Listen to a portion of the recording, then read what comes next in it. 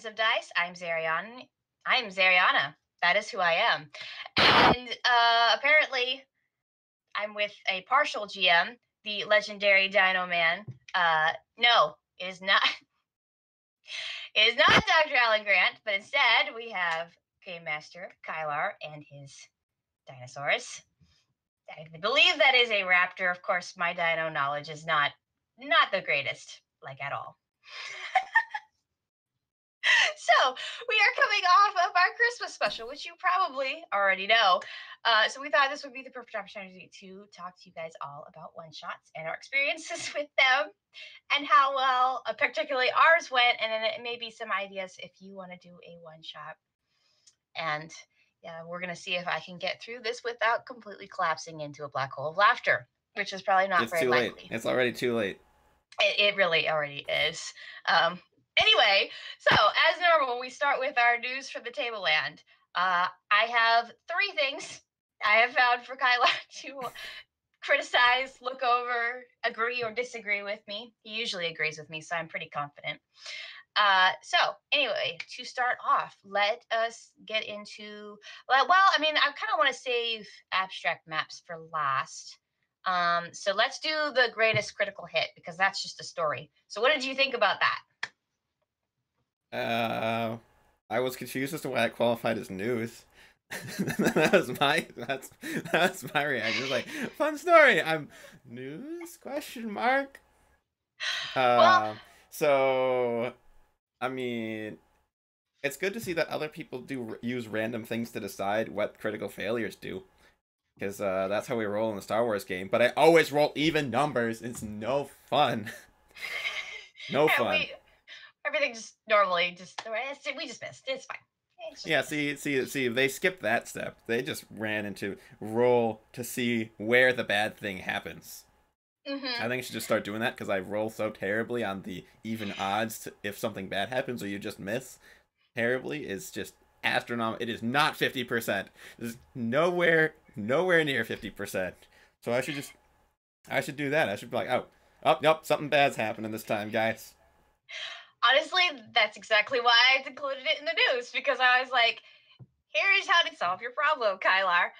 And I also like the fact that, too, that I can see that other people, how that, critical hits and stuff happen to other people, and ridiculousness happens. I'm not going to be able to look at you at all. Okay, I'm going to look at a lot at the desk right now. Lose my train of thought here. That ridiculous things happen in other people's games, and I think it's reassuring to be like, oh, that makes sense. That there are other people who's go from natural 20 to natural 1, and there's ways to solve these problems without just like, okay, you die or nothing happens. You should always try and make your crits interesting, I think. Alternatively, just have someone throw a rock into the back of another player's head. I mean, that was a great timing for an odd numbered roll, I have to say. It was perfect. What was more perfect is I could totally see her doing that in real life. she is a little uncoordinated at times, and I'd be like, what the heck? But yeah, so moving on from that, let's talk about Monarch Factory's traps that make sense. I really liked her video, because I think whenever we make games, I think GMs tend to overthink traps. And I liked her us versus them, because for me, it put it in perspective of, right, there's 2 kinds of traps. There's the you must be worthy to pass trap, and the no, we don't want anyone in here trap. Yeah, I like the breaking up distinction of what a trap is. Like there's the trap that's set by good guys to find out who the other good guys are, and then there's the bad traps that kill/trap people that they want to keep out. So yeah, I like that distinction. I don't know if it warranted an entire 20 minutes of description of, because it seemed very straightforward. And well, she rambles. Yeah, like we do all the time. I don't know what you're talking. We never ramble. It's always very concise. On point. Yeah, but I think that I don't know. The reason I don't like using traps a lot is because I always have to balance in my head, like, if I was making a trap, this would just, like, instant kill somebody.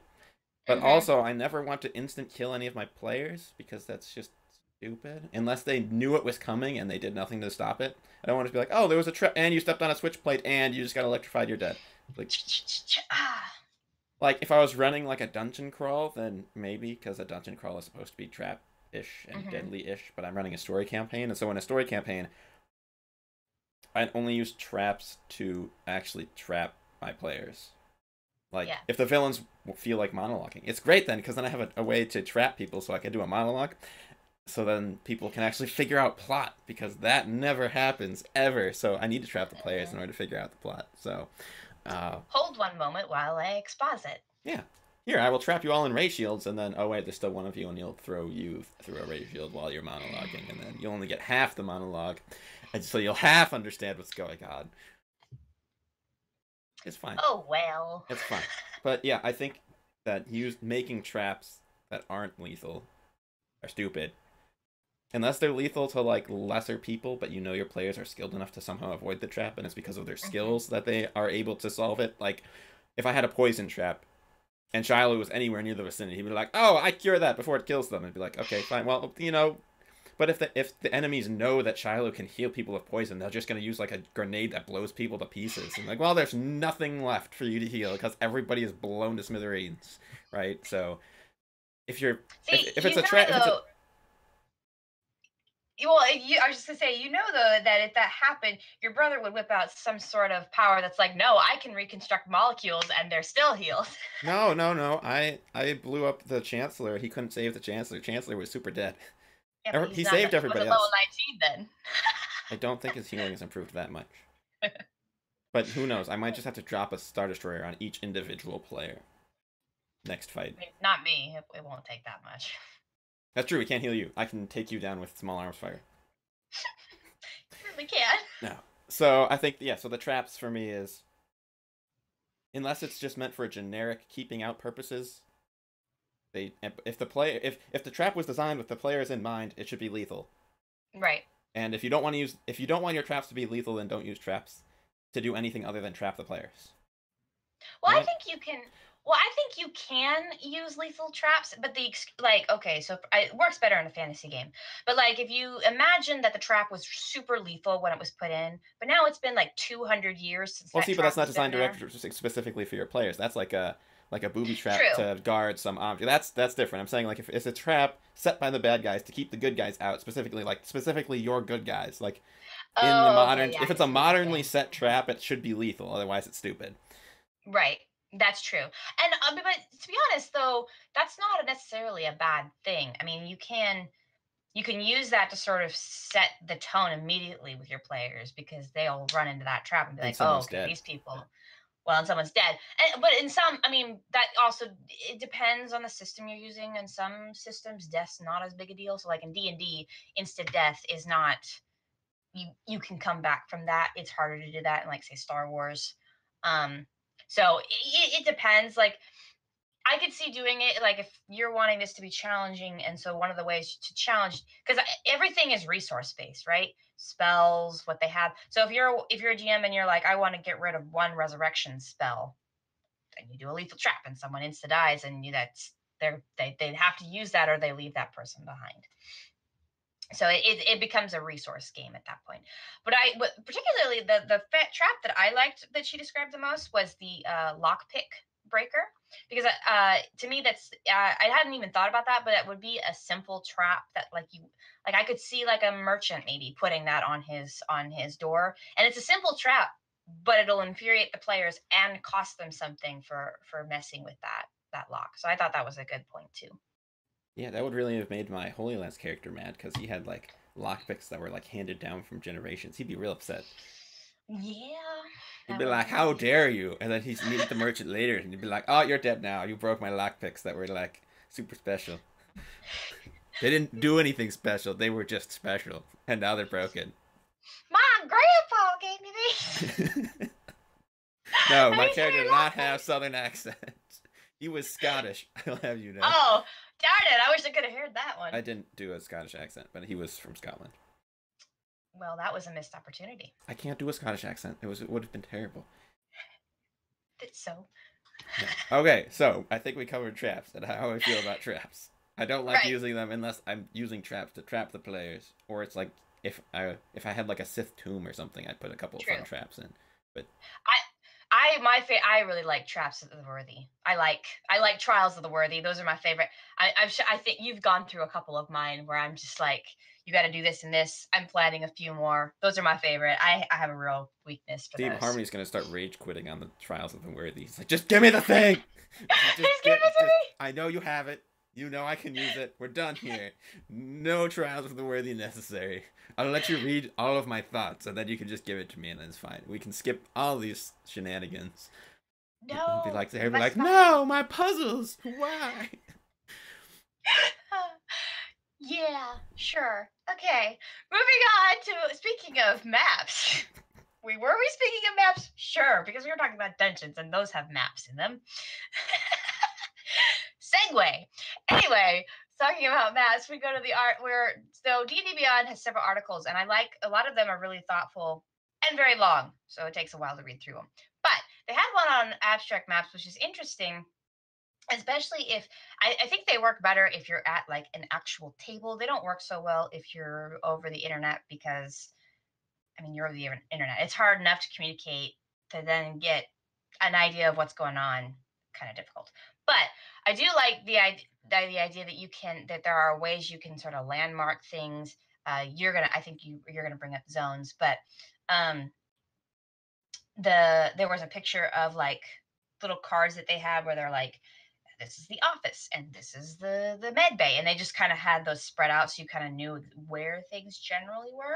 And I think that's a good idea if you're like, you're spraying something on for the first time. Oh, they're entering this building you didn't think of, or it's not significant. There's not a planned battle there. But it's interesting. I thought for Theater of the Mind, they thought they had some good ideas for how to utilize it, but it was a little complex, I thought.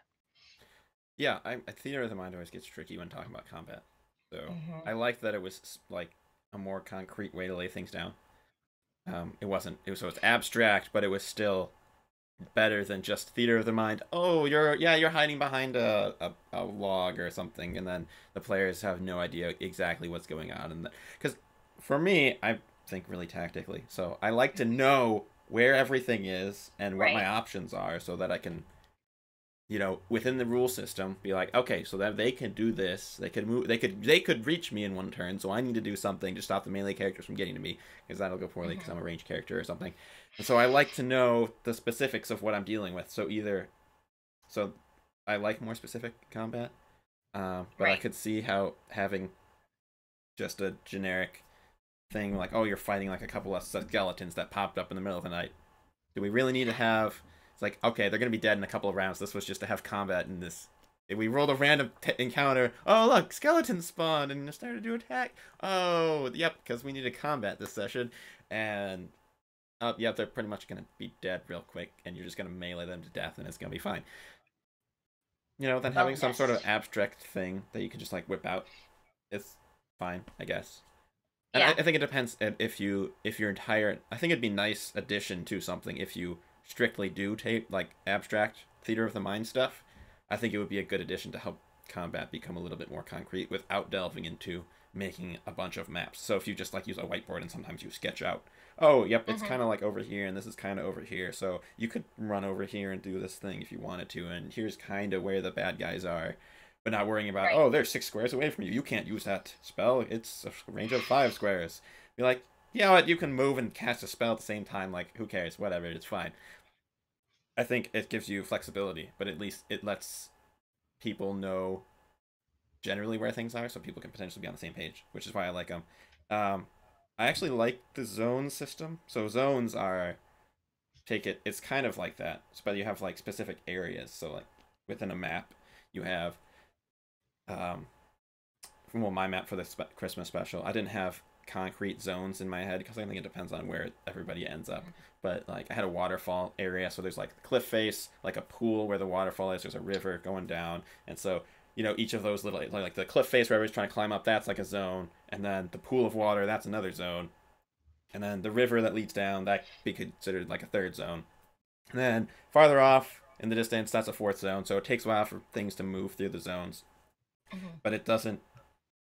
I thought it helped the combat move faster because we weren't.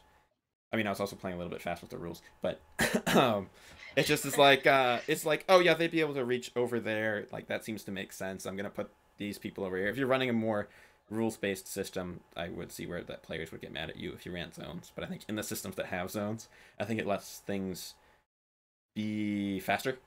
But I think if you do zones, you have to have a really good handle on what the map is. Yes. So I think so zones. I don't get how they were saying zones are like a way to do theater of the mind, but like it's not, zones aren't really an abstract map. They're just not super concrete. But I think in order to have an idea of how big a zone is, you need to know things about everything. But at least a zone is like, yeah, you can run up and hit anybody else who's in your zone. It's fine. Like you'd be able to do that in one turn. It's a lot less concrete timetable for a turn. You're like, yeah, that sure you can do that whole thing. That sounds cool in a turn. That sure, it sounds fun. Let's do it. But I think then at least that way you're like, okay, so these people are near me. These people are farther away from me. It would take me like a turn and a half or 2 turns to make it over to there because now I have these concrete zone structures. I think the place where I would have problems is if you set zones and then you for some reason declare like area attacks work, like, and they hit things that are in a specific zone. But where are you standing in the zone, and should you really be able to cross over the borders, and then that whole thing gets a little bit messy. And so I think I would use zones in an more abstract fashion. Be like, okay, where are the people standing? Okay, this is their zone. They have like a zone area around them that's their zone. So I was kind of thinking of it more in terms of wherever the players are, there's like a zone, and then like they can move X number of that amount of space away from themselves. So each character's kind of got like their own zone structure, which you can't put down on paper. It's kind of just like the GM feels like this is the way it's got to work. But I thought it sped things up a little bit because it let me just think through my head like, does that make sense? Yeah, sure, that makes sense. Like they could be about here, and then we move on. And it's not like, oh, the creatures can move 18 squares. 1, 2, 3, 4, 5, 6, 7, 8, 9, 10. Oh, look, they can reach you. How about that? Oh, look at that. It's like. It also lets you, if you're doing a more abstract thing, it kind of lets you play with the story a little bit more, which, as long as you're not doing it to rob your players out of things, and you're using it to make the combat encounter more interesting and less instant death, I think it's better. Because then you can be like, technically, you should all be dead, but, it's not a concrete movement system, so no one's really going to notice if I'm just like, they only made it this far this round, and then it lets you control the pacing of the combat.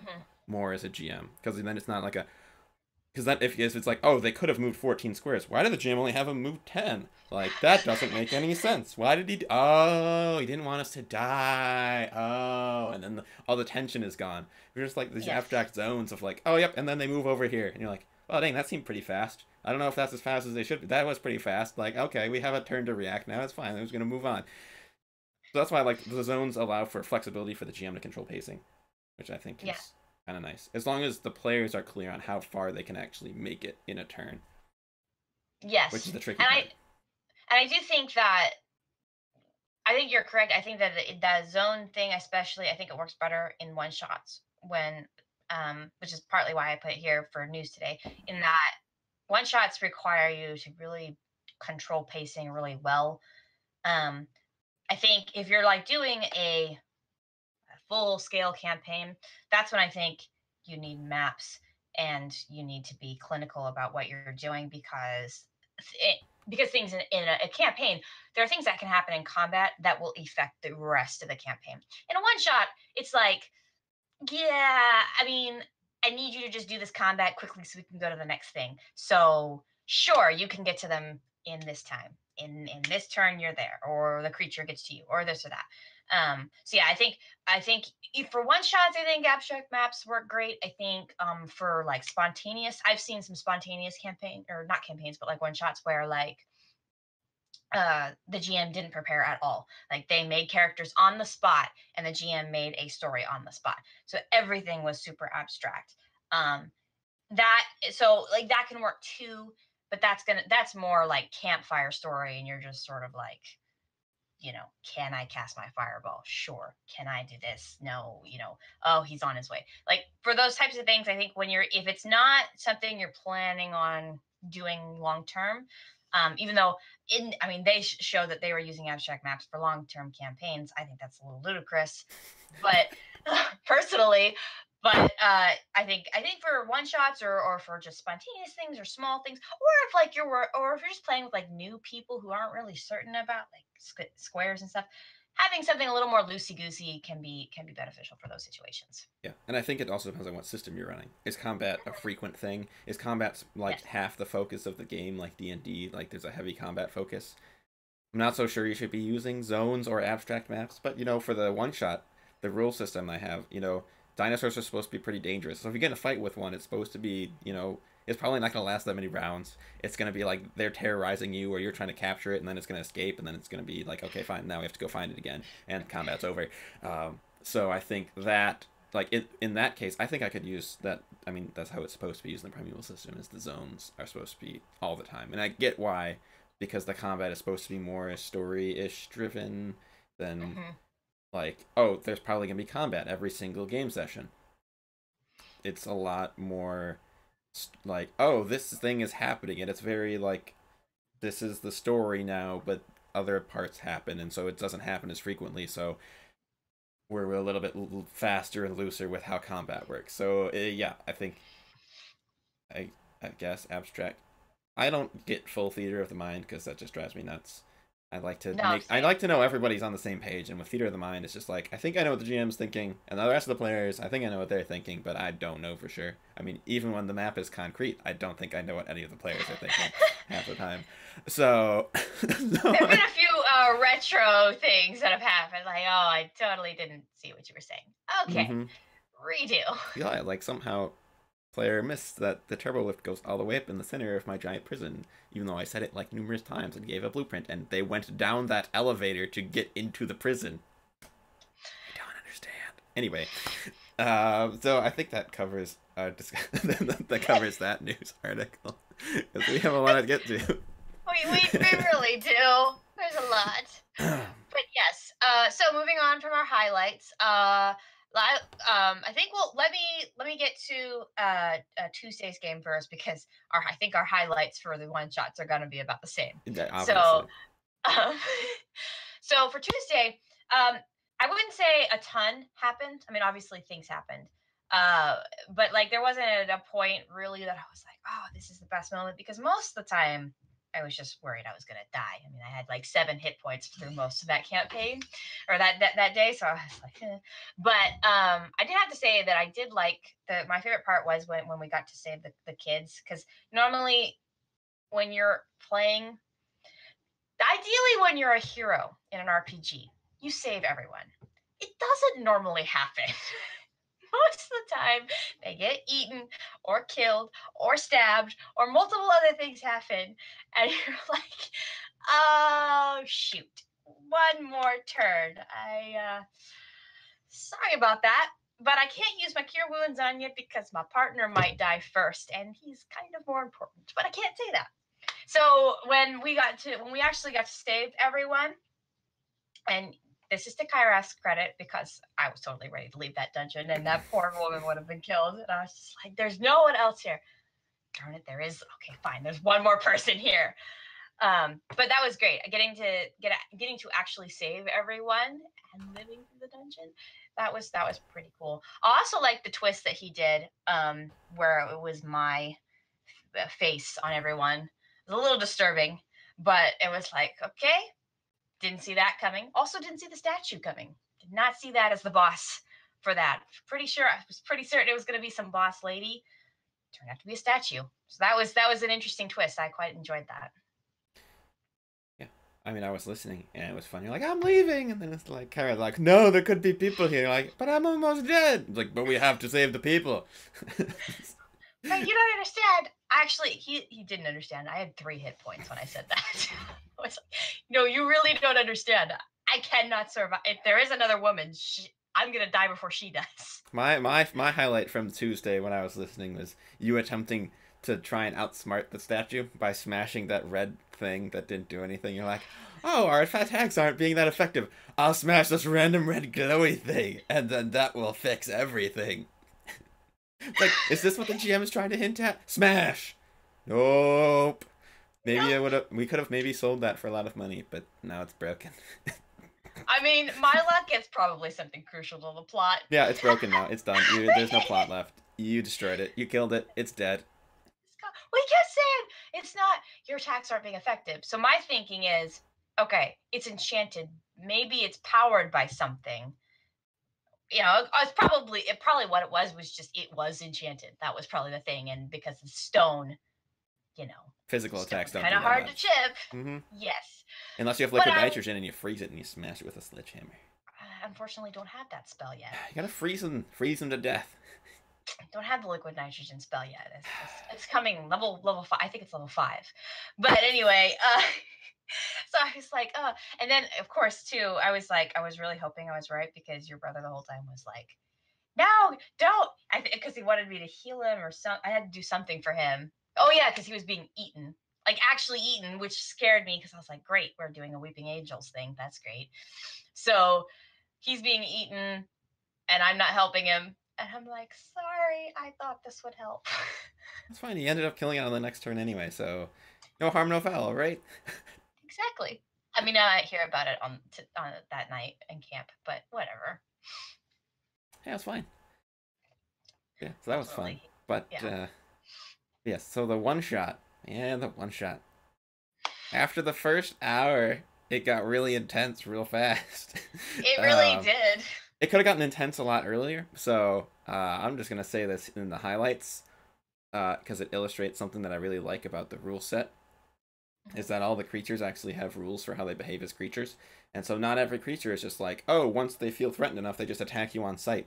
They, they got like smaller, skittish creatures. You roll a die and then they respond based on what they roll. Like, so they're freaked out, and like something big might just come and chomp your face off because it's hungry and it wants food. But the smaller things got to be more careful. So Eagle was going out scavenging the debris of the wreckage to see if she could find anything useful, right?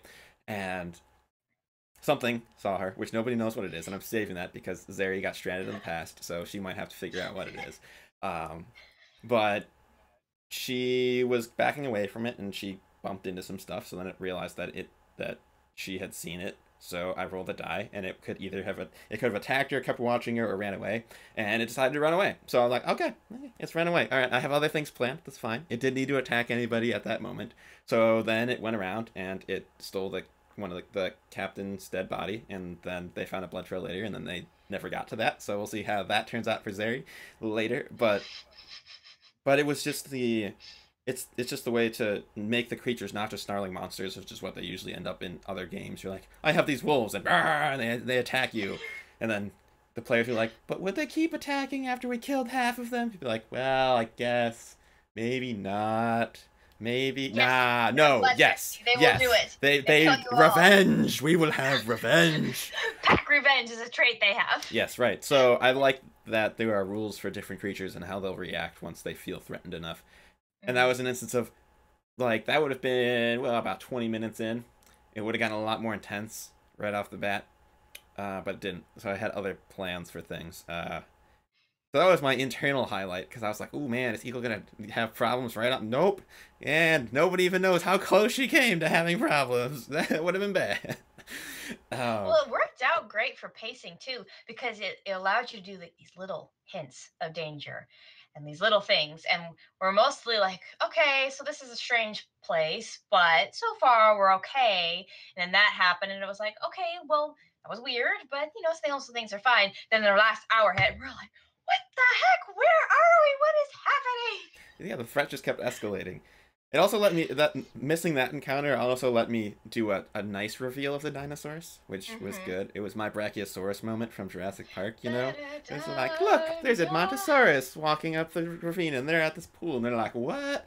And, yeah. And then all the passengers on the plane freak out and go hide in the plane, which is probably a good move. It was totally. I felt really bad about those raptors going towards them. I rolled. I want to figure out where they were gonna go to run away. And it's like, oh look, they run right towards the plane with all the people, and they're really mad right now. Awesome, cool, great. That's not the highlight. Highlight, clearly. So John's up this cliff. So the portal home is on top of this like 140-foot cliff with a waterfall. And so he's just like straight climbing this thing, and then we start reeling everybody up after raptors show up. And I had this really cool thing. So taking inspiration from the Jurassic Park novels, second one, the Carnotaurus in that novel have this really cool camouflaging ability, which is actually used for Jurassic World with the Indominus Rex. Whatever, fine. They don't give the Carnotaurus awesome camouflaging abilities, but I decided to give the Carnotaurus awesome camouflaging abilities. And then it's supposed to gain threat. So if it's successfully hidden and just kind of like watching you, it gains threat, so it can like attack better later. And then it rolled like a 3, and then Barry rolled like a 17 like total, and I was like, oh, you spotted this camouflage thing that was totally sneaking up behind you. No, like, I was the one who rolled really high. I rolled like a 20. I think, yeah, but I think you guys did you both use story points to roll that high? I don't remember. Anyway, no, so you spot this thing, and then so everybody else is up the cliff. These two, Zeri and Barry, are both on the ground, and they're just like, oh, this is gonna. They have wood spears. This is gonna go great. It would not have gone great, except John decides to Tarzan swing with the rope off the cliff face and hit the dinosaur in the head. And the great thing about story points during a one-shot is you can just spend them like nothing. So you can do ridiculously absurd things. You know, if you're doing a long campaign, you might want to save some of them. Right. In case you need them. And not do the insanely ridiculous thing. But the one-shot, it's a one-shot. You might as well spend them all, right? So everybody's holding onto this rope. John swings down, and he's wearing crampons that he made out of wiring from the plane. And he kicks the Carnotaurus right in the eyes. And so then basically it was blind after that. Barry stabs it, and then it's like floundering and almost dead. And Zeri tried to stab it and bounced off its scales. No, we didn't have to mention that part. No, but it was great. It was great. It was something so ludicrous. And I was like, should I maybe not have allowed that? Because would the rope really have reached far enough for him to kick it? Because they were kind of far away from the cliffside. And I was like, you know what? It's way more fun if I just let him do it. Because we'll see what happens afterwards. I mean, it's not really realistic. It's a roleplay game. I was like, you know what? I'll just pretend that they're closer to the cliff, because that makes sense. It's fine. Oh, look, there we go. And then I was like, all right, great. So that was definitely I think that's my favorite thing, because John always prefaces when he does something crazy like, I'm feeling stupid. It's great, because he won. Because in real life, that would be super stupid. In a role-playing game, it works 99% of the time. So that was great, because I think that was it was just a very fun thing. Yeah, no, I was so happy. I was so happy that John joined us just for that one moment. I was like, John saved the entire group, the whole time, because he started climbing up the cliff. Everyone else was just like, we're chilling out, it's a fun time. And then it's like, no, we're going up the cliff. The thing is up there. We're going. I'm going towards the thing. Well, see, it's like another case of like, I'm trying to roleplay myself, and I'm like, I know. If I saw a glowy light thing, my first instinct would not be to go towards it. I would sit there and be like, okay, if Kyrath doesn't know what that is, it's probably bad. So I don't want to go over there. We're fine here. We're camped out here. We haven't seen anything bad. We've got a plane. We're going to be fine. See, so this is great. This is why I had other plans for bad things to happen, regardless of whether or not you decide to go towards the light. So, right. And then when we got up to it, and then, you know, your brother's climbing. Everyone's climbing up this cliff. And I'm like, there's no way I would climb the cliff. I'm just sorry. That's just not who I am. I have no experience climbing anything that's not a low-hanging tree. So it's like, I would know. And of course, I'd be the last one up there because I'd be like, no. So it was great. It was like, you know, seeing him do that. And then for me, the best part was like, I got to actually do something, which was great because I didn't think I was going to be able to do anything. I can't even stab it when it's on the ground. Like, this is... No, you didn't use story points. This is your mistake. You tried to stab it without using story points. Because I wanted to be realistic. And realistically, I would just bounce off of a dinosaur. I couldn't stab it. But then I went totally up the other end because there's no way I would be able to catch a fish. But I did. With your bare hands? No. Since I can't even touch them in real life. The irony is, you still had your spear, hypothetically. And, I know. And you caught it with your bare hands instead. I thought it would be more ridiculous that way. It was more ridiculous, yes. So yeah, I did that, and then, but I think actually though, I think between the Tarzan thing and the fish thing, I think that those two things single-handedly ensured that everyone, except myself, of course, got to go up there, because that creature, the next thing it was going to do, I mean, because I was thinking, in my head, I was like, okay, even if he starts getting up on the rope, it's still going to be able to get a leg or something. So I was like, I need to do something to get it to just turn its head, even for a second. That will give them enough time to pull him up. And I thought, my thinking was too, is that, okay, then when he's up, you know, maybe the creature will get distracted and they can lower the rope down. Of course, I never saw the rope go down, so I was pretty much in there thinking, oh, they're not going to throw it down. Oh, that's sad. They left me. They had problems after that. I saw an opportunity to leave you in the past, and I took it. I wanted a more dramatic ending, and it was already like midnight, and I was like, I'm throwing in my ace in the hole, which is the Dimorphodon swarm that Bazak accidentally requested. Yes. And then that was the other thing too, is when you were describing the black shadow of death, I'm like, okay, so I'm trying to be realistic, trying to play myself. I'm trapped underneath a waterfall. I just saw a carnivorous monster that it seems like is somewhat distracted, but, you know, I can't see my friends. The rope's not on. Now I see this shadowy thing of death, and it's eating the carnivorous monster. Now, maybe if the rope is down, maybe I can sneak over and grab it. But that seems like a really big if. And so I was like, nope, I live here now. Oh, yeah, you would have been super dead. Everyone was like, well, wait for her to come around. I'm like, oh my goodness, she would be dead instantaneously. This is bad. I don't even need to roll. It's like super dead. Yeah, I'm not exactly fond of being teared to pieces alive. That did not sound like a great way to end. No, right. So, but you were already in the water, so I was like, I can do this, because she's in the safe place. Mm-hmm. So I can totally unleash this. Like, the more I saw it, the more I just like went further and further. And I was just like, everybody else was like, we're still gonna save Xeri, and I was like, go on without. It's like, how long can I delay them, the Dimorphodons finding you guys on the cliff? Because otherwise, all of you are super dead. Except me. Then ironically, well, everyone's like, oh, let's wait a turn and see if Xeri comes over to the rope. I'm like, no. And I was like, I'm trying not to say anything, because I'm like, technically they can't hear me, but in my head I'm like, please leave, you can't save me, please just go. Yes, that's a fair assessment. So anybody who hasn't seen the one shot, it's only what, 4.5 hours long, I think.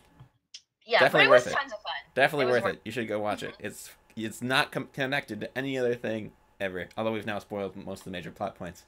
But it's still very entertaining, and my map was awesome, so please go watch it. It blew up people's computers. It was sad. It was very sad. Hopefully we can correct this issue in the future. Well, now you have to be able to fix it, because you're still stranded there, so you still need to be able to access my map so we can finish this. That's true. I will work on that. Probably requires better internet, but yeah. Maybe. Or maybe it'll be better if you're the only person logging in. It could be. We will have to see. Maybe we'll just do like Discord on your phone, so it doesn't eat up all your bandwidth. That'll probably work. Anyway, so that's our highlights for the table, and you should totally go check out the one shot, because it was great. So main topic: one shots. When do we do them? Why do we do them? How do we do them? I'm sure we'll definitely be able to cover every single aspect of one shots in approximately the next 20 minutes. Oh, great. Okay, we got 20 minutes to cover. I have way too many notes for this. We spent too long on highlights, Xeri. Quick, go. Well, I mean, most of our highlights, we probably covered a lot about the one shots, but I would say probably if I had to pick one thing for a one shot for people to know, have a story, like have a goal in mind, know what you're going to end up in, and then keep to that. Different from a campaign or a session, it's okay if you cut out the majority of what you've planned to get to the end goal, because that's kind of the more important part. You need to be able to end the one shot on a satisfying note, whether that's everyone dies, everyone escapes, or a lesson is learned. I particularly remember yeah. Lessons learned? Who learns lessons? That is wrong. Wrong, Xeri. Never plan to have lessons be learned. It's a mistake. It usually is. But I meant, but like in like a sort of like an Aesop's fable sort of way. I remember particularly one shot that I really enjoyed is the whole one shot took place in one bar. It was just they were in a bar, and these different people all had different goals in this bar, and it turned out that their goals all were at the basement of this bar. They didn't realize that until the very end. But the one of the players who was there the whole time helping them, he was playing a she, and she turned out to be basically a death priest, and she was there to murder everyone in the party. And she was nearly successful, and it was great because you could. There were times where she played this sweet, innocent, nice. He playing he. She was like all sweet and nice and pretty and innocent, but then like she would take people aside and threaten them. And like I think my favorite line was once she took one of them into a corner. She threatened this little dwarf who like had nervous issues and basically said to him, "I'm not a nice person and I will kill you if you don't do what I say." And she basically had him under her control the whole time. So like I liked what was interesting about that is basically the session wasn't about killing or escaping or anything. It was about the lesson sort of like who can you trust? And that made it a very interesting thing. But the GM masterfully knew where his story was going to be, so he made it very easy for them to flip on each other, to not trust each other, so that by the time they got to their end goal, you weren't really certain who was going to succeed at that goal, because it was basically they all needed the same thing for different reasons, and so it was like who's gonna succeed, who can you trust, who can you not. Yeah, I think that a good example of giving, like in a one shot, if you're playing characters that nobody ever had before, giving each character like one or two goals that they should do helps drive the story forward. So they're like, oh, I should achieve this thing inside this one shot. Mine was a little bit different because people were playing themselves and they were just trying not to die. But as you do. Kylar's campaign opener is a good example of that. So we were playing the bad guys, so we can just kill each other and it's fine because Sith are backstabbing jerks. So everybody had different goals that they were trying to achieve. So someone trying to like steal holocrons.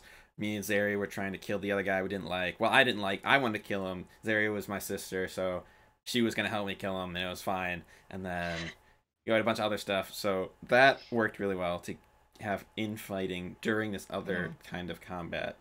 I think it takes a lot of inspiration from LARPing. I think that style of thing. Yeah. So Kyrath has done some, and he's told me stories. So LARPing uses because you become a character, so they'll give you during the whole. It's like LARPing is usually like one day, and then you get points if you achieve your story, and whoever like gets the most points like wins the LARPing. But it's to drive the characters to interact with each other and give them reasons to do things. And so if you don't have like a concrete like story that's like on rails, if you give everybody goals within the scenario to do things, then you're going to get interesting interactions with them. So I think as far as like purpose, yeah, like why are you doing a one shot? It's good. Usually it's for fun. I think generally people are like, oh, we should do a one shot because that'd be entertaining. Or maybe you're at a convention somewhere and you're running a one shot. So have an end, yeah, so that you can wrap up things. So for mine, the Dimorphodons were my end game. So I was going to keep them until I wanted to wrap things up. And I'm like, all right, this is deadly enough that they're going to have to try and do something to not get eaten by them. So they're going to have to either try and make it up the cliff or go into some other areas that I had planned that we never got to, in case you decided to go there. But I was like, okay, when I need to wrap things up, I'm summoning the swarm because otherwise everybody's just going to make it out all fine and dandy. And so I had that ace in the hole up my sleeve because I knew swarm is coming because Bazak specifically requested Dimorphodons. And he's not gonna. Well, he was gone by that time, so he didn't get to see him. He didn't get. Oh yeah, he left us long before everyone else. He just jumped through the anomaly that was 60 feet up in the air. It's fine. But yeah, so I think streamlining options, the story is good. So I think like since you have limited time, you don't need as many different options for what the players can do, as if you're planning like a giant campaign, because hopefully you've made a goal such that they'll want to pursue the goal.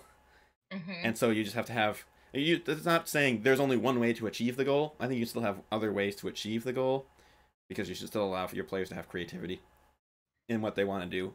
I dislike that there's the only one solution to this whole problem.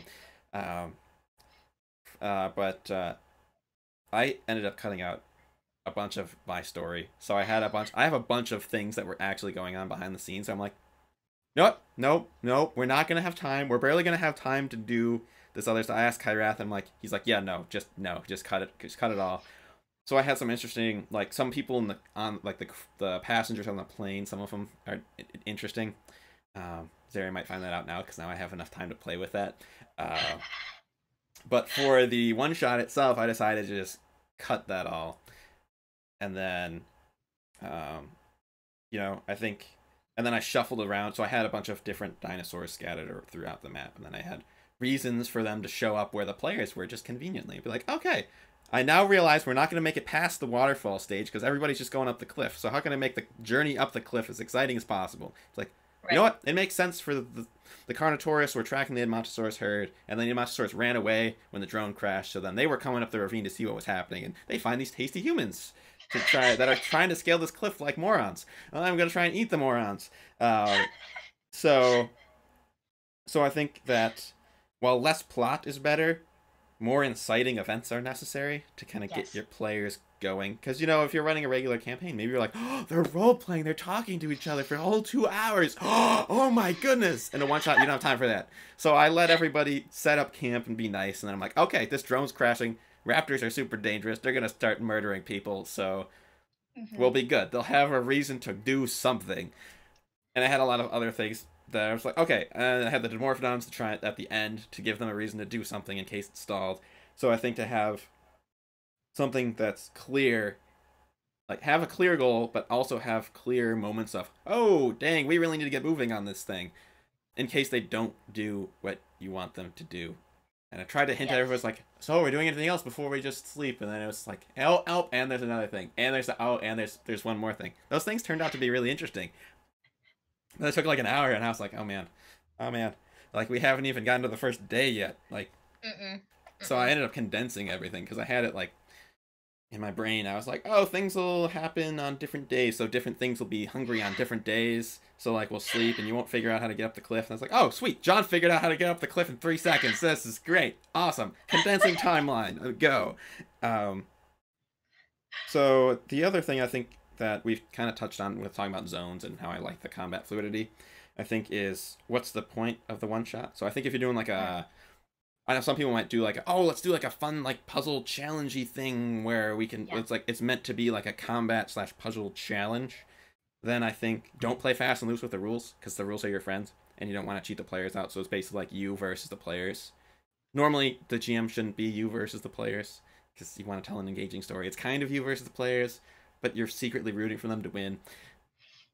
But that doesn't mean you're super nice to them if they fail miserably. But I think if the point of the one shot is to have like a us versus them, like a you versus them kind of thing, if you play fast and loose with the rules to speed up gameplay, don't do it. Please don't. Because then your players will be like, that wasn't fair. You shouldn't have let us, like, the villain shouldn't have been able to do that. Like, we were counting on this, and don't do it. But if your goal is to tell a fun story, you have to control the pacing. So do what you want with the rules.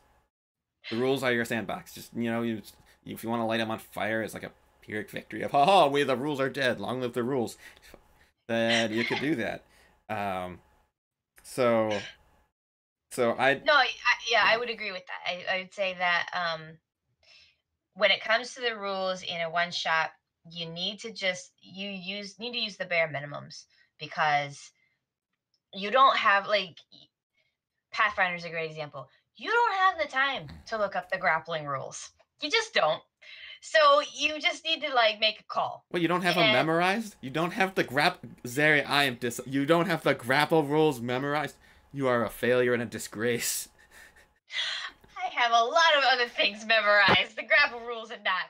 They're stupid. You should just roll a strength check. That's, in my opinion, that's what I did. That's what I did at the end. I was like, yeah, opposed strength checks. There we go. And Barry is chucked through the anomaly unceremoniously in protest. Yeah. And see, I think you handled that really well, because you could spend the time to, like, okay, pause the game. Let's look up, how exactly do I handle this?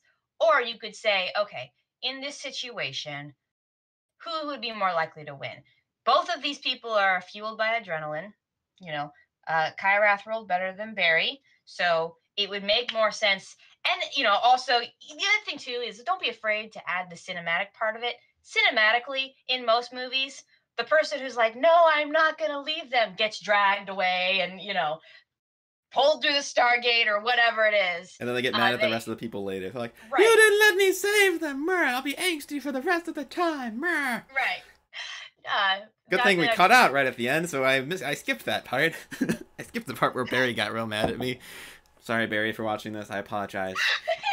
Blame Kyrath. He's the one who wanted to drag you. I was perfectly content to let you stay on the top of the cliff and get eaten. But Kyrath, no, he had to save everybody on the top of the cliff. He couldn't just run through and hope everybody followed behind him. No, he has to try and be the hero. It's because that's called leadership. There you go. I think he just didn't want everybody to die. That too. But no, I think, yeah, when it comes to, like, again, it goes back to what's the goal for today? Is, you know, what is the end game that you're going towards? And if it means because no one's going to care if you get rid of the rules for a one shot. The problem with doing that for a campaign is that you establish a precedent. But for a one shot, it's like, yeah. And well, that's why I think the primeval system works really well for a one shot, because the rules are already kind of loose. And well, the other thing I really like about it is that I wish more systems had is to have a level of success thing for skill checks that are really defined. It's like, oh, if they succeed the skill check by 0 to 3, it's yes, but, you know, like the thing you were doing, like you broke something or it took more time than you wanted to. If you exceeded by like 4 to 8 or something, 4 to 6, 4 to 7, it's like, yep, you did exactly what you wanted to do. It's like, you succeed more than that, you're like, yes, and you also found out something else. You weren't even looking for that. I'm just gonna be like, this was a story point. Now you were hacking into the computers. Oh, you found this thing. And then I also like on the failure side of that, though. The failure side of that is interesting because you fail it by a little bit. It's like, no, you didn't do the thing, but you did something that would be helpful. Right. And so, and then the super failure is like really, really, really bad. But I like that because it's not just like oh, you win or you lose, or you got a nat 20, and the nat 20 is like the only way that something spectacular happens. Right. It's more like degrees of, yep, you did it, or no, you didn't do it, but you know, you did something else that was helpful, or you found something that you weren't necessarily looking for, but might be useful later. So it lets the GM control things. I like it when the GM can control things for the one shot because it lets you control pacing. True. Well, but you don't need a system to tell you that. I mean, well, no. But I think it just gets ignored a lot if you don't have a system or like your own internal rules for when that kind of thing happens. Because like I was watching an episode of a Critical Role yesterday, and one of the thing they were trying to convince this guard to let this family go, and the person talking, he was making some really good points. He was actually doing really well, but he just kept rolling just 6, 7, 9. It just didn't make any sense that he was rolling so poorly for what he was saying. It didn't make sense that he failed. So I thought the GM did this well, is what he ended up doing was he succeeded, but to get the family out, it cost them a lot more gold than it might have otherwise. So I think degrees of difficulty, and especially again for one shot, when you're trying to deal with pacing, you don't want to be stuck with, well, you can't climb the cliff because you keep rolling a 2. Because then in a one shot, you're just stuck. You're just stuck at that point. So a better way to do it. Oh, I mean, if you couldn't make it up the cliff, I had other options after the cliff. Right. And well, because the anomaly was going to close, regardless, it was eventually going to close, and then people were going to be stuck there. So then everybody was going to be stuck, and I had plans for that. So in that case, it would have been maybe like the players were like, dang, we can't climb this thing because I just fell and broke my back. But as a GM, I'm like, I had other escape routes for that. But you remarkably made it out without any like real. None of my monsters got an attack off on anybody. I was real upset. Nobody, none of them, because it was like, oh, this one got these raptors got scared away by a flare gun. I'm like, this is reasonable. And, you know, a drone just crashed, and that's why they're flipping out in the first place. And now there's somebody shooting a flare gun at them. So props to Eagle for making sure that everybody had a flare gun, because the flare guns were very helpful. Because otherwise, Zirva, Barry, Zeri, Bazak probably would not have made it out alive without the flare guns. Nope. Because flare guns were very helpful. Because the raptors are dangerous. John was the only one up on the cliff. There were some people in the water. Yeah, but so that went really well. But yeah, I think the playing fast and loose with things makes it so that the players don't fail at a critical point. You'd be like, you know what? Don't even roll. Like, yeah, you can do that. That's fine. Like, yeah. Should John have been able to make crampons out of wiring he ripped from a plane and also make a rope out of plane in like less than an hour? Probably not. I was like, you know what? That's inventive. I didn't think of doing that. That sounds fun. I want somebody to try and scale this cliff because it's going to be entertaining. Sure, let's do it. Like, I'll just be like, yep, you rolled high enough. It's fine. Yep, it's good. We're good. Let's move on. In a one shot, I think the tendency of a GM should be, unless you specifically have a reason for them to say no to a plan, you should say, sure, why not? Try the plan.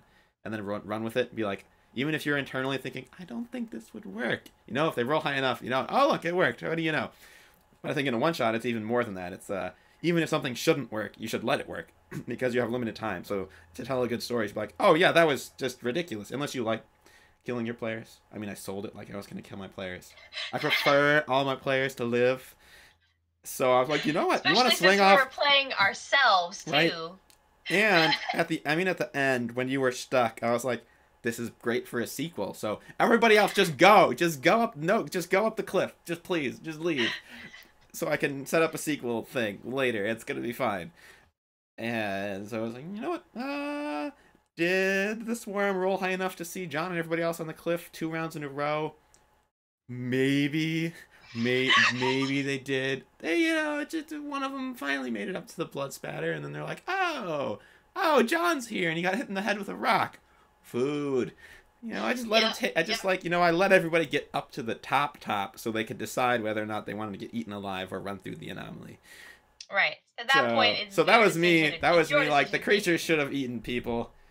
I'm for sure Bazak would have enjoyed that.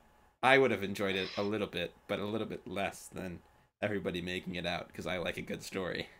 Yes, and it ended on an oddly Jurassic Park note. Like, it felt like a Jurassic Park story, or even a Primeval story. Because there's lots of times in Primeval where like people get stranded on this or that, and they come back as something weird. But like, it was a very cinematic, like, this is a good start of a good story. It's like, a bunch of friends crash land and then they all leave and they leave a friend behind. And 100 and some other people who were on a plane getting attacked by raptors that are also stranded in the past. But unsurprisingly, the players do not seem to care about the passengers of the plane. They cared for about 3 seconds, and then the Carnotaurus showed up, and then it was like, oh, we're leaving, bye. It's like, maybe we should do something to, Zeri, you should go lure the Carnotaurus over to stop the raptors. And then it was like, I ain't going out there. No. I am good in my little waterfall. Thank you. This is cozy. I mean, it's cold, but it's a lot cozier than being ripped apart. Sure, waterfall's cozy. Those are the words that go together. Thunderous, 180 foot tall, like 140 foot tall waterfall, thundering down on you. Definitely cozy.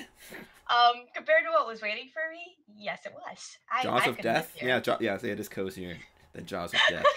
I'm happy here. You didn't pull a paleontologist and run out from behind the waterfall. You learned your lesson. You stay behind the waterfall until the bad things are gone. I watch movies, man. I know not to do that. I'm really gonna. It's like, you know what? I'd be like, maybe it's nope. It's nope. I'm just, what? If I wait here for like 6 hours is good. 6 hours sounds like enough time. And be like, nope, wasn't enough time. Staying back here. It's fine. I am not restrained by the storyteller's impatience. I can wait here as long as I want to. Oh, that was totally what was happening. I mean, I knew you were trying to wrap it up, but I'm like, I'm not dying. I don't care what you're doing. This character, myself, is staying here until this game is over. Oh, that's what I expect. I fully expect it. Everyone else is like, she's going to make it to the rope. I'm like, that would be instantaneous death. Like, yeah, no, let's not do that. It's like, Zeri knows what the GM is thinking, and everyone else is like, we gotta save Zeri. And I was like, oh dear. But it all worked out. It was fine. It did. So, it was great. Summary: one-shots can be super fun. Control pacing, control plot, have reasons for your players to do stuff. Inciting incidents. Yes. Good things. Inciting incidents, but don't do rails. Rails are stupid. Rails are bad. Even in one-shots, rails are bad. Just have a lot of inciting incidents, but have multiple ways that they can be solved. Like, did I expect anybody to go looking for flare guns? Oh, did I let the flare guns work? Yes, because flare guns would work. And yeah, so just if you're making one-shots, keep all those things in mind. Do you have anything else to add, Sari? I'm glad I'm not dead. I am also glad, because now somebody gets to experience all the extra plot things I wanted to include. That's gonna be great. So, yeah, thanks for joining us for another awesome episode of Legends of Dice. Hopefully we haven't driven you completely insane by the 7th episode yet. So, as always, you should check out our most recent episodes of all of our stuff. Now I got a lot of things to keep track of, so now I got the one shot you should go check out. Definitely. If you only have time to check out one thing, check out the one shot. And then we've got our Tuesday campaign, which is Fangs of the Moon, which is just Xeri and Kylar, and it's GM'd by Barry, so that's fun. Kyrath's character can transform into a wolf. You can transform into a dire wolf, which is pretty awesome. He gets to eat his enemies alive. And then we've got our Star Wars campaign, which is really starting to go in a different direction. It's fun that people finally got to plot. And then we've got our Fantasy Age campaign run by Xeri. The next episode's coming up on Friday, so check that out. Also follow us on Twitter. Links to news from Tableland will be down below. Again, have a blessed week, and we'll see you later.